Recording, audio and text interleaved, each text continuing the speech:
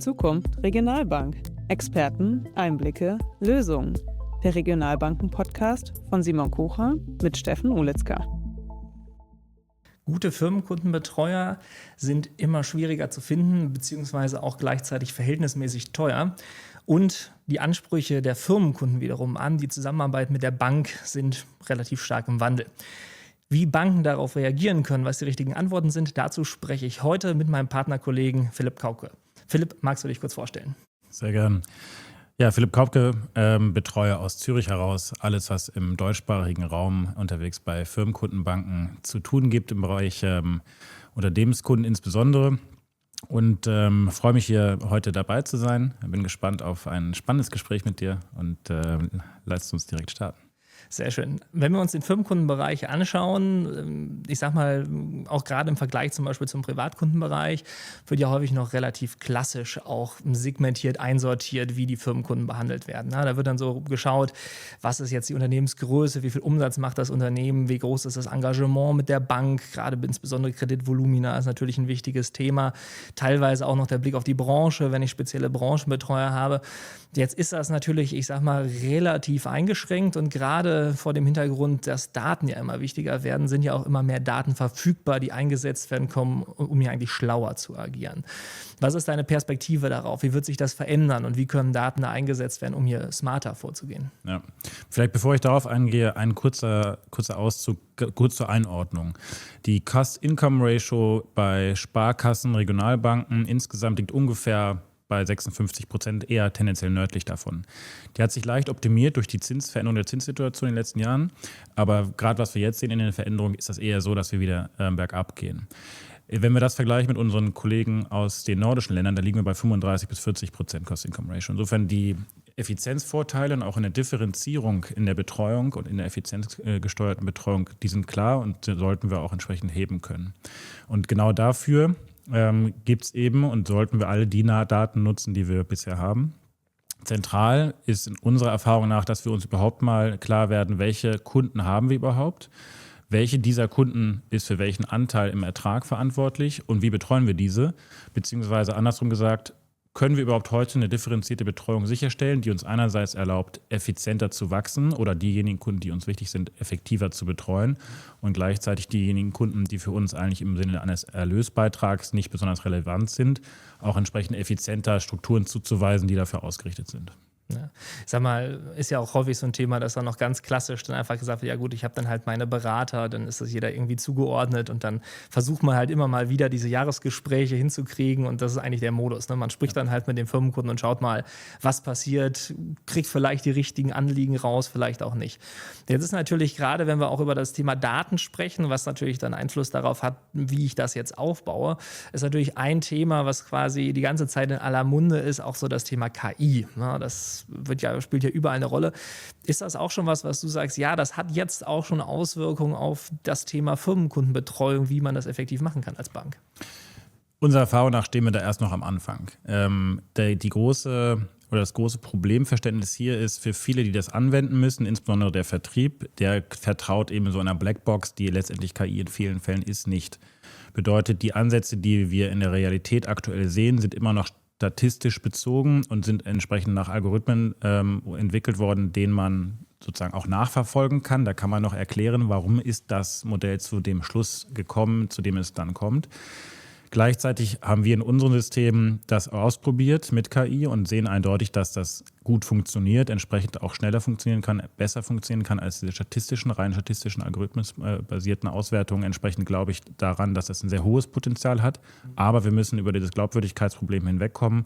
Was ich aber glaube, schafft man, weil mit der Anwendung kommt das Vertrauen und die theoretische Betrachtung davon hat erstmal immer ganz viele Fragen, aber erst wenn man das wirklich in der Hand hält und nutzen kann und dann entsprechend auch die Richtigkeit der theoretischen Aussage in der Praxis erfahren kann, dann ist, glaube ich, der Sprung hin zur aktiven Nutzung von KI auch in der Erkennung von Kundengruppen und Priorisierung von Kundengruppen eine Alltäglichkeit. Jetzt hast du gerade schon angesprochen, das Thema KI als Methode, um zu helfen, wie kann ich Kundengruppen einsortieren. Ich hatte vorhin schon mal auch das Thema der Jahresgespräche angesprochen, die ja typischerweise dann auch mit den Firmenkunden stattfinden, wo dann halt drüber gesprochen wird, wo ja mitunter, ich sag mal, es sehr stark auf den Berater ankommt, ob das jetzt ein, ich sag mal, guter Berater oder schlechter Berater ist, dass der jetzt wirklich herausfindet, das sind jetzt gerade wirklich die Themen, die für den Firmenkunden relevant sind. Das sind die Ansätze, die ich machen kann. Zum Schluss auch noch das Thema Pricing, alles. Also es hängt ja sehr, sehr viel am Berater. In welcher Form kann denn in der Situation zum Beispiel das Thema Daten und KI auch entlasten? Oder was kommen da raus für Erkenntnisse? Ja, spannend ist vor allem, dass du sagst, das Standardjahresgespräch ist für alle Kundenbetreuer der Fixpunkt am Stern. Das, was dahinter steht, ist ja eine völlig indifferente Betreuung von unseren Kunden. Und das ist, glaube ich, der Schritt, den wir zuerst machen müssen. Wir wissen, dass ungefähr 20% der Kunden für 90% der Erträge verantwortlich ist. Das bedeutet auch andersrum gesprochen, 80% sind, sagen wir mal, großer Modo irrelevant für unseren Ertrag, beziehungsweise die bringen nur 10% des Ertrags. Dass wir hier mit einer gleichen Betreuung entlang dieser Kunden gehen, ist eigentlich nicht logisch. Ergo, wir müssen uns differenzieren in der Art und Weise, wie wir Kunden betreuen. Und für 80% der Kunden ist vielleicht das Jahresgespräch auch gar nicht mehr angedacht, sondern für diese 80% der Kunden würde man gegebenenfalls ein reaktives, zentrales Team aufbauen, was nur noch dann aktiv wird, wenn die Kunden mit einem Anliegen auch zu uns aktiv zugehen. Was dann folgt, ist Folgendes. Wir können mit den verbleibenden 20% der wichtigsten Kunden, die also entweder für uns aktuell schon hohen wirtschaftlichen Ertrag erwirtschaften oder hohen potenziellen Ertrag erwirtschaften können, eine viel höhere Betreuungsintensität erwirtschaften. Bedeutet also nicht nur, dass wir nur ein Jahresgespräch machen können, sondern wir können beispielsweise auch branchenbezogen hier in den Kontakt treten und entsprechend anlassbezogen zu den jeweiligen Kunden intensiver interagieren. Bedeutet auch, dass eine sehr hohe Betreuungsschlüssel von heute wahrscheinlich 150 bis 200 Kunden pro Betreuer, wir können das runterfahren auf 40 bis 80. Bedeutet, wir haben viel mehr Zeit für den jeweiligen individuellen Kunden von unserer teuersten Ressource, wie du ja eingangs erwähnt hast, dem Kundenberater per se. Auf der anderen Seite werden wir viel effizienter für eben diese 80% der Kunden und können da Betreuungsschlüsse von 500 bis 750 Kunden pro Betreuer erwirtschaften. Und wir sehen auch auf Basis unserer statistischen Auswertung von unseren Umfragen, die wir machen, dass diese Kunden erstens kaum Erlös dadurch verlieren für uns und zweitens diese 80% der kleineren Kunden das auch verstehen. Sie wissen, dass die kleiner sind und haben dafür entsprechend auch ein Verständnis, keine 1:1 Betreuung zum Beispiel mehr zu bekommen. Das heißt, das ist dann so diese typische Idee, so eine Art Business Center. Ne? Ich habe dann halt quasi die ganzen kleinteiligen Kunden gebündelt und die werden dann vielleicht auch nicht von einem Berater, sondern eher von einem Pool betreut, der sich dann damit auseinandersetzt. Trifft das ungefähr das, was... Korrekt. Also eine echte Relationship braucht einfach Fokus. Entsprechend wenig Kunden dürfen diese Betreuer haben, die für unsere wichtigsten Kunden zuständig sind. Und alles über 100, 120 Kunden pro Betreuer ist eigentlich eine Commodity-Betreuung. Da geht es dann nicht mehr um Individualisierung. Ergo müssen wir uns auch fragen, ist das, was wir heute machen, eigentlich für unsere werthaltigsten Kunden das Richtige oder verdienen die nicht sogar eigentlich eine intensivere Betreuung, als wir das heute sehen? Okay. Was einfach da mal auch reingefragt, auch da wieder so ein bisschen konkreter nochmal das zu machen, weil wir das Thema so ein bisschen auch touchiert hatten. Wenn ich jetzt also in diesem Bereich drin bin, wo ich sage, ich habe hier eine konkretere Betreuung, wie ändern sich da vielleicht auch die Erwartungen der Firmenkundenberater? Hier mal so ein bisschen ein kleines Stichwort zu geben. Da gibt es auch verschiedene Methodiken, um tatsächlich auch, ich sag mal, dem Berater Wissen mit an die Hand zu geben, über was er denn mit dem Kunden sprechen soll. Ich sage mal so Inside Predict und was in die Richtung geht. Ist das was schon in der Breite eingesetzt wird oder vielleicht kannst du da noch mal ein bisschen drauf eingehen, wie da Entwicklungen sind? Also wir sehen bei ganz, ganz vielen Banken, gerade die in größeren Verbunden agieren, dass da an dem Thema gearbeitet wird. Also an der Kundensegmentierung beim einen, wo man sagt, man möchte potenzialbasiert segmentieren, also nicht nur den heutigen Ertrag berücksichtigen, sondern auch zukünftig potenzielle Erträge. Das ist das eine. Das gibt einem aber auch nur eine abstrakte Information über einen Kunden. Das heißt noch nicht ganz konkret, mit wem oder mit welchem Thema ich auf den zugehen soll. Das zweite Thema ist ganz konkret eine Next Best Product Analyse durchzuführen, die wir auch mit dem gleichen System machen können. Du hast ja Inside Predict schon angesprochen. Das kann man nutzen für eine abstrakte Segmentierung, aber auch über diese Next Best Product Erkennung, wo wir dann sagen können, für einen spezifischen Kunden ist das vermutlich nächste Produkt, was der kaufen wird, mit 80%iger Kaufwahrscheinlichkeit zum Beispiel Payments, nur um einen Bereich da zu nennen.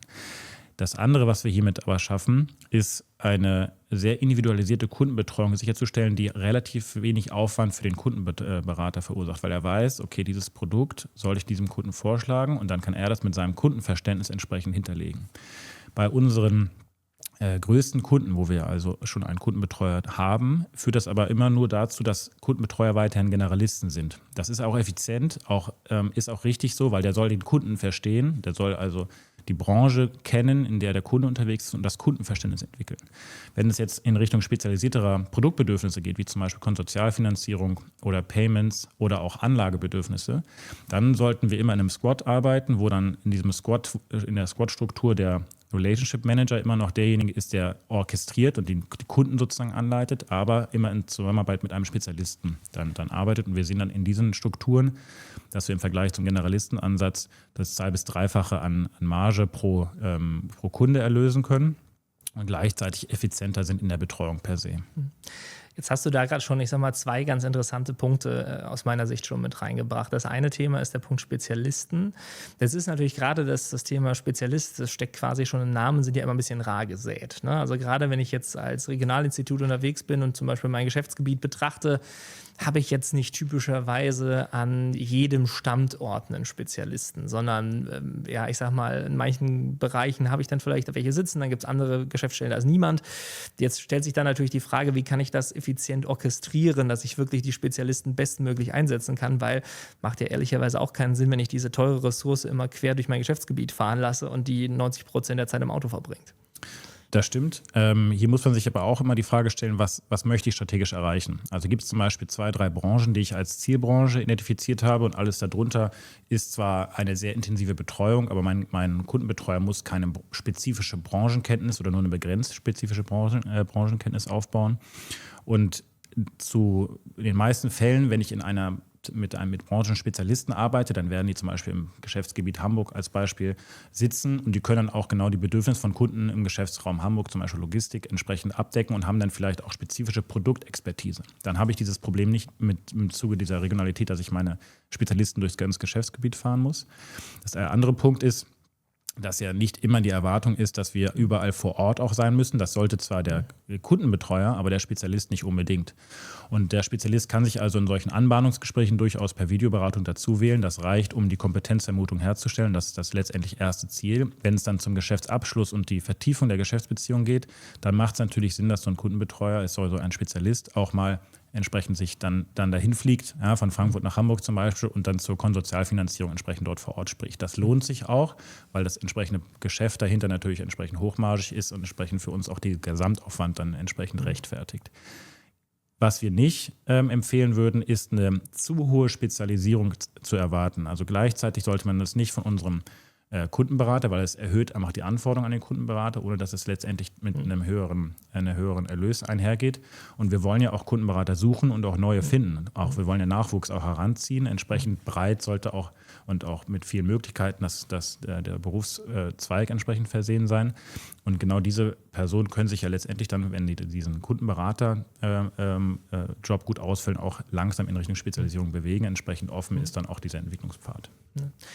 Du hattest jetzt gerade eben schon mal auch einen Punkt angesprochen, zu sagen, ja, der Spezialist muss ja nicht die ganze Zeit dabei sein, der kann das auch per Videoberatung machen. Das ist aus meiner Sicht auch nochmal ein ganz spannendes Stichwort, weil es ja Auswirkungen darauf hat, wie sich vielleicht auch, ich sag mal, das Kundenerlebnis mit der Bank und auch die Kundenreise einfach verändert im Vergleich zu vielleicht vor 20 Jahren. Deswegen auch da, wo wird es aus seiner Sicht hingehen? Also wie wird sich die Kundenreise gerade im Firmenkundenbereich weiter verändern? Ich würde das zweiseitig betrachten. Einerseits sind kleinere oder mittelgroße Kunden, die sind stärker gewohnt, Video und Remote betreut zu werden. Es hat sich ganz stark auch durch Corona gezeigt, dass es eine Veränderung gibt in dem Bezug zur Bank und dass eine höhere Erreichbarkeit gefordert ist, aber nicht unbedingt eine höhere Präsenz vor Ort, sondern lieber einen anrufen können oder per Video anrufen können, um eine Beratung zu bekommen und das schneller, als dass ich immer die gleiche Person bei mir auf dem Hof begrüßen kann. Auf der anderen Seite sehen wir eine höhere Erwartung von größeren Kunden, dass eine branchenspezifisches Wissen auf Seiten des Kundenbetreuers herrscht. Und das kann nur dann qualitativ sichergestellt werden, wenn eben die Betreuungsquote niedriger ist pro Kundenbetreuer. Also nicht wie heute zum Beispiel 150 Kunden pro Kundenbetreuer, sondern eher 40 bis 80. Damit das funktioniert, brauchen wir diese Margenbooster dieser Spezialisten. Wir wissen, Spezialisten können Margen um den Faktor 2 bis 3 erhöhen.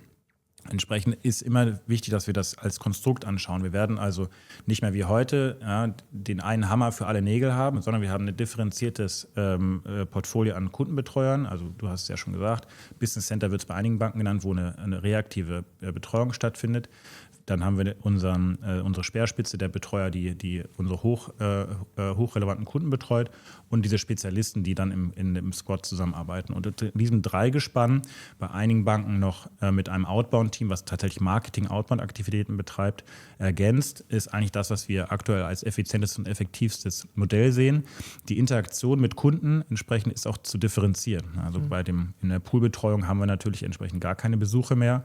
In der Betreuung mit den wichtigeren Kunden, wo wir auch einen 1:1 Betreuungsansatz haben, sollte es eine Mischbetreuung geben zwischen Video, um die Geschwindigkeit hochzuhalten, gleichzeitig vor Ort zu sein und die Spezialisten eben genauso. Jetzt ergeben sich natürlich, wenn ich jetzt mal diese Aufstellung nehme, diese, ich sag mal, dreiteilig beziehungsweise mit Outbound vierteilige Aufstellung, ergeben sich natürlich auch durchaus, ich sag mal, praktische Fragen. Was meine ich damit? Ganz häufig ist ja ein sehr wichtiges Thema, insbesondere auch im Firmenkundenbereich, wo es ja darum geht, erfülle ich zum Schluss meine Ziele? Habe ich mein Jahresziel erreicht? Als Berater habe ich die Produkte platziert, die ich platzieren sollte? Das wird natürlich, wenn ich jetzt nicht mehr diese klassische Relation habe, ich habe halt meinen Kundenbestand mit den 150 Leuten und dann versuche ich halt daraus was zu machen, sondern ich habe halt die Spezialisten, die dann immer wieder dazukommen. Teil wird vielleicht nur reaktiv in einem Pool betreut, wo auch jetzt keine 1:1 Relation mehr ist, wird das natürlich deutlich komplexer. Oder auch Outbound kommt auch noch dazu, macht auch noch sein Ding. Also wie kriege ich die Sachen dann miteinander verwoben? Wie sieht da eigentlich ein effizientes Zielsystem aus, was das berücksichtigt, damit dann nicht auf einmal der Firmenkundenbetreuer denkt, ja, blöd gelaufen, jetzt ist die Hälfte meiner Möglichkeiten weg und jetzt wird es für mich viel schwieriger, mein Ziel zu erreichen. Ich glaube, da gibt es zwei Seiten, die wir betrachten müssen. Nummer eins, viele Incentivierungssysteme von Banken haben ohnehin schon in der letzten Zeit auf Fixvergütung umgestellt oder zu großen Anteil Fixvergütung ausgesprochen. Das bedeutet also, wir haben diese hohe Abhängigkeit von meinem persönlichen Vertriebserfolg schon ohnehin etwas zurückgeschraubt. Auf der anderen Seite ist es ohnehin motivierend für Teams, zeigt auch die Evidenz in den Studien, wenn wir teambezogene Ziele veröffentlichen. Bedeutet also, man hat nicht mehr für den Kundenberater Herr Meier ein Ziel von 5 Neukunden und Conversion über 70% oder ähnliches, wobei 70% jetzt extrem gut wäre. Sondern man hat eben ein teambezogenes Ziel auf Spezialisten und den Kundenbetreuer zum Beispiel insgesamt. Das wirkt für das Team motivierend und entsprechend hat keiner das Gefühl, dass sein Kuchen kleiner wird. Das wird er auch faktisch nicht. Der Kuchen wird größer und so wird auch jedes Kuchenstück für jeden in dem System größer. Aber dieses Thema Incentivierungsmodell ist unglaublich sensitiv, weil da geht es einfach an das, was die Menschen per se mit nach Hause nehmen, womit sie ihre Familie ernähren müssen. Und entsprechend wichtig ist das Thema auch im Zuge einer Umstrukturierung der Kundenbetreuung zu betrachten und muss ganz zentral und ganz früh auch mit dem Vertrieb gemeinsam angeschaut werden, damit man hier nicht die falschen Impulse setzt, weil grundsätzlich ist nicht die Idee, dass man Leuten was wegnehmen möchte und dieser Eindruck darf nicht entstehen, sondern wir wollen den Kuchen insgesamt größer machen, dann ist auch für jeden mehr hinterher da, was er mit nach Hause nehmen kann. Ne. Jetzt ist natürlich, hast du es gerade schon angesprochen, wo es dann auch darum geht, könnte das Gefühl entstehen, dass mir was weggenommen wird. Das bezieht sich ja jetzt nicht nur auf das Thema Zielsystem, sondern durchaus auf den Aspekt, ich sag mal, Kompetenz. Ja, weil gerade, sei es zumindest meine Erfahrung im Firmenkundenbereich, sehen sich die Betreuer auch wirklich sehr als die Experten in ihrem Thema und lassen sich sehr, sehr ungern reinreden in das, was sie denn tun sollen. Das betrifft jetzt nicht nur die Art und Weise, also mit welchen Kunden spreche ich jetzt gerade, was wir vorhin schon mal hatten, was sicherlich datengetrieben sich verändert. Das betrifft auch zum Beispiel Aspekte wie das Thema Pricing. Also wenn ich überlege, in wie vielen Projekten ich schon, ich sag mal, sehr hart dafür kämpfen musste, dass man mal überhaupt irgendwelche Guidelines einführt im Pricing im Firmenkundenbereich, weil häufig gesagt, ja, ich kenne ja den Kunden und dann mache ich meine Preise und wir gucken dann von unserer Seite aus drauf und sagen, ja gut, das führt aber dazu, dass ihr wirklich Kraut und Rüben habt, weil manche machen das gut und manche halt so wirklich gar nicht. Stellt sich natürlich auch da die Frage, wie kann ich eigentlich sinnvollerweise im Firmenkundenbereich, ich sage mal, schaffen, sinnvoll eine Balance zu schaffen zwischen, ja, das sind zwar noch die Experten und die sollen das noch weitermachen, aber es ist vielleicht ein bisschen stringenter, zielgerichteter, auch mit den Methoden, die ich jetzt halt habe, weil ich eben mit mehr Daten natürlich auch mehr Einblicke machen kann und mehr steuernd eingreifen kann. Also das sind ja jetzt zwei Themen, die du aufwirfst. Eine ist die Preishoheit, wo liegt die, und die Preisverhandlungshoheit, und das andere ist die Expertentum per se. Also wer ist sozusagen, welche Expertenrolle kann ich ausbilden? Damit möchte ich gerne mit einem Vorurteil aufräumen. Diese Poolbetreuung bedeutet nicht, dass die Kundenbetreuer, die dort sitzen, dass die irgendwo qualitativ schlechter werden. Es ist eher das Gegenteil ist der Fall, weil jeder Anruf, der reinkommt, kann ja mit irgendeinem Thema versehen sein. Bedeutet also, ich muss als Betreuer bereit sein, zu ganz unterschiedlichen Themen sofort Auskunft geben zu können. Das ist viel schwieriger als jemand, der weiß, ich gehe jetzt zum Sägewerk Meier und den kenne ich seit 10 Jahren und halt mit dem einen Plausch und trinkt danach einen Kaffee. Das ist jetzt natürlich überspitzt ausgedrückt, aber die Anforderung an das Team im Pool ist sehr, sehr hoch und meistens sogar höher bezogen auf die Produkte, als das im Bereich des Kundenbetreuers ist. Und somit hat auch jeder die Aufgabe, seine Aufgabe. Die Poolbetreuung ist sehr stark produktbezogen, oft übrigens über eine limitiertere Produktvielfalt, als das vielleicht für einen höherwertigen Kunden als das für einen höheren Kunden der Fall wäre, weil der höhere Kunde hat gegebenenfalls zu komplizierteren Produkten Zugang, die auch eine höhere Betreuungsintensität verursachen. Und der Kundenbetreuer für die wesentlicheren Kunden, die größeren Kunden, der hat eine höhere Branchenverantwortung. Er muss also seine Branchenexpertise ausbauen, hat weniger Produktexpertise, die er mitbringen muss. Das bedeutet natürlich trotzdem, dass er sie mitbringen muss, kann aber im Einzelfall eben auf Produktexperten zugreifen, die ihn wiederum dann unterstützen. Insofern hat jeder seine Aufgabe, jeder seinen Bereich und es ist ja auch nicht so, dass diese Platzierung der Kundenbetreuer für immer wäre, sondern es gibt natürlich auch Vermischungen unter den Teams und entsprechende Entwicklungspfade. Und ganz wichtig ist eben auch, dass man den Rollen entsprechende Entwicklungsmöglichkeiten aufzeigt. Und ganz wichtig ist eben, es gibt keine Unterschiedlichkeit in der qualitativen Ausbildung der Strukturen. Jetzt hattest du die eine Frage beantwortet, die Frage des Pricings noch nicht. Wo würdest du sagen, wo ist die Preishoheit richtig gelagert? Knackiges Thema, mag ich, vielen Dank. Pricing-Hoheit, letztendlich ist beim Firmenkunden oder bei vielen Firmenkunden auch vor allem das Thema natürlich Kredit. Und in den Kreditvergabestrukturen ist es normalerweise so, dass wir sehen, teils 40-60% werden heute ohnehin schon KI- oder automatisierungsgestützt freigegeben. Und da ist der Preis im Prinzip mit drin. Der ist also entschieden. Und der wird aber auch nicht an der Front entschieden, sondern wird entsprechend im Backoffice entschieden. Und da ist ohnehin dann die Preishoheit klar. Wir wollen gerade bei dem niedrig volumigen Geschäft, da können wir nicht auf Marge verzichten. Entsprechend fix ist auch da der Preis, den wir typischerweise vorgeben. Immer dann, wenn ich in Richtung größere Finanzierungsbedürfnisse gehe, kommt eben die Kombination aus Firmenkundenbetreuer und Spezialist zum Tragen, wo die gemeinsam entscheiden, wer hat Preishoheit. Aber auch das Thema ist immer von Kultur zu Kultur, von Bank zu Bank zu entscheiden. Der Kundenbetreuer hat letztendlich die Gesamtkundenverantwortung. Das heißt, ihm obliegt eine ganz, ganz wichtige Verantwortung, über Strukturen zu entscheiden, die auch letztendlich die Entwicklung des Kunden und auch Cross-Selling-Potenziale für den Kunden entsprechend und auch Versorgung des Kunden verantwortlich sind. Insofern hat er auch weiterhin eine Preisverantwortung und auch eine Preishoheit zu gewissem Grad. Wir würden aber immer empfehlen, das in gewissen Grenzen zu haben. Es ist also so, dass er eine Rabattverantwortung zum Beispiel auf den Listenpreis hat, die sich aber an bestimmte qualitative Grundlagen richtet. Also zum Beispiel, wie viele Produkte bezieht der Kunde von uns, wie lange ist er schon Kunde von uns, wie viel Wertbeitrag hat er auch für uns insgesamt. Und alles in dieser strukturierten, sagen wir mal, in dem Regelwerk entsprechend dann zu vergeben. Aber letztendlich die Preisentscheidung liegt natürlich immer noch, die Einzelfallentscheidung immer noch bei ihm, aber man sollte dem schon strukturierte Grenzen geben. Also gewisse Leitplanken machen da durchaus Sinn. Vielleicht zum Abschluss, was wären aus seiner Sicht die, ich sag mal, 3 bis 4 wichtigsten Punkte, die man mitnehmen sollte aus unserem Gespräch heute? Ich glaube, das Wichtige ist, im Firmenkundengeschäft gilt das 80-20-Prinzip einfach noch brutaler, als das normalerweise der Fall ist. Wir sehen in ganz vielen Banken, wo wir nicht nur 20% der Kunden haben, die für 80% des Erlöses verantwortlich sind, sondern eher sogar für 90%. Bedeutet also, eine Priorisierung dieser Kunden ist unglaublich wichtig. Und damit wir das sicherstellen können, brauchen wir entsprechend auch Fokus in unseren Kundenbetreuungsstrukturen. Bedeuten also, unsere Kundenbetreuer sollten mehr Zeit bekommen für diese Kunden. Entsprechend müssen wir die Betreuungsstrukturen reduzieren von 150 auf eher 40 bis 60 Kunden pro Kundenbetreuer. Und das wird dann dazu führen, dass wir entsprechend qualitativ auch hier optimiert vorgehen können und auch die Kundenentwicklung sicherstellen können. Ich glaube, das braucht Mut und es braucht auch entsprechend Umdenken Willen, wenn man sagt, man schiebt jetzt 80% unserer bisher persönlich betreuten Kunden in einen Pool. Aber es ist an Betracht der nur 10%igen Relevanz für den Erlös auch absolut das richtige Signal, um entsprechend optimiert und zukunftsfähig aufgestellt zu sein. Wenn ich jetzt als Vorstand mir das heute angehört habe und das spannend und relevant für mich entdeckt habe, was wären aus seiner Sicht so die Sachen, die ich jetzt sofort ab heute anders machen sollte als bisher?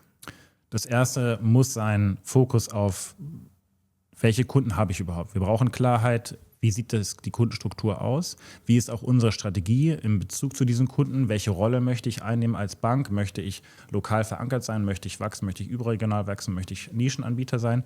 Und muss mir entsprechend hier sicher sein, was möchte ich mit diesem Kundenbestand und auch meinem potenziellen Neukundenbestand machen. Das Zweite ist, wir müssen die Betreuungsintensitäten differenzieren entlang eines jeden Bestandes. Eine undifferenzierte Kundenbetreuung ist nicht zukunftsfähig und ist auch nicht das, was uns entsprechend sicherstellen wird, dass wir langfristig Erträge wirtschaften. Das dritte Thema ist eine hybride Betreuung zwischen also Produktexperten und Kundenexperten. Die Kundenbetreuer ist das, was wir als langfristig am optimalsten sehen, um entsprechend auch den wichtigsten Kunden entsprechende Weiterentwicklungsmöglichkeiten uns zu geben. Sehr schön, Philipp. Vielen Dank für das Gespräch.